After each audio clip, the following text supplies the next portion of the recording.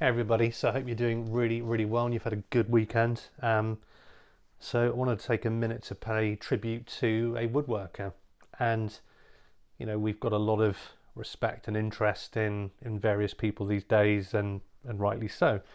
But I wanted to highlight somebody who's probably their woodworking achievements played second fiddle to the thing that they're most remembered for. But I think, like a lot of talented and skilled people, it would have been also incredible to see what he made with his hands, and I'm sure he left a good legacy behind of things that he made as well. But we'll touch on the fact that he was a woodworker. He was a joiner by trade, and he stayed in that trade for his entire life.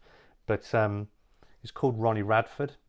He's just died at the age of 79, and while it might not be your Roubaud or someone of that nature that we all seem to get excited about these days, this is just a humble working class man going about the things that he loves. And he was a footballer, like I mentioned, and he was competing in the FA Cup of 1972.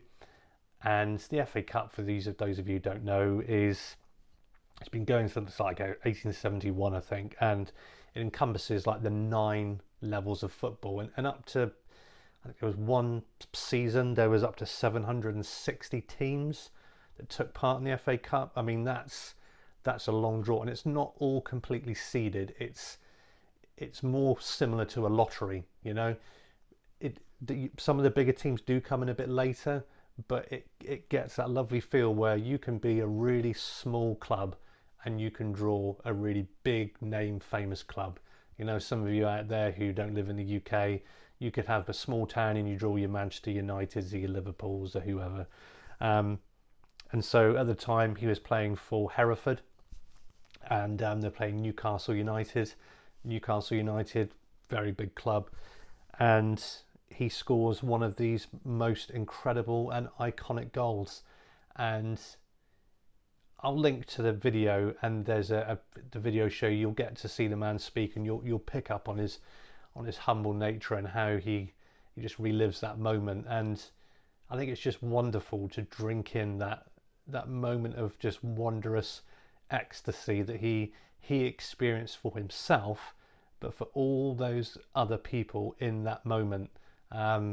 Just kids, people running on the pitch, no sense of malice, just being completely overjoyed.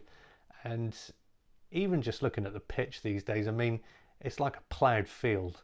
It's you see all the professional sports these days, and everybody's like sponsored to the maximum, and there's hoardings everywhere and all the rest of it. This is just a muddy old pitch and people getting stuck in, and he hits this thing, and it's this ball flies for 30 yards, and my word, absolutely incredible.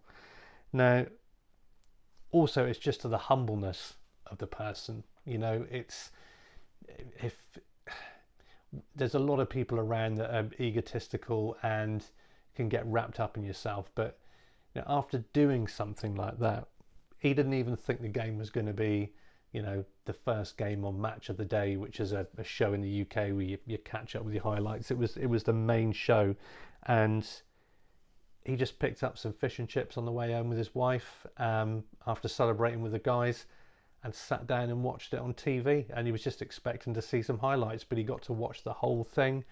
I think he described it as a surreal experience watching himself run, because he'd never seen that before, because why would you? It was the early 70s and he was playing at such a low level. I mean, comparatively, say low level, I mean, anybody that gets up to like I think the highest he got was like the 4th level of English football. And I mean, that's a high level. You're blooming good at something if you get to that level. I mean, I'm good enough at my job, but to be really good at 2 things like he clearly was, that's just something within itself. So big props to him.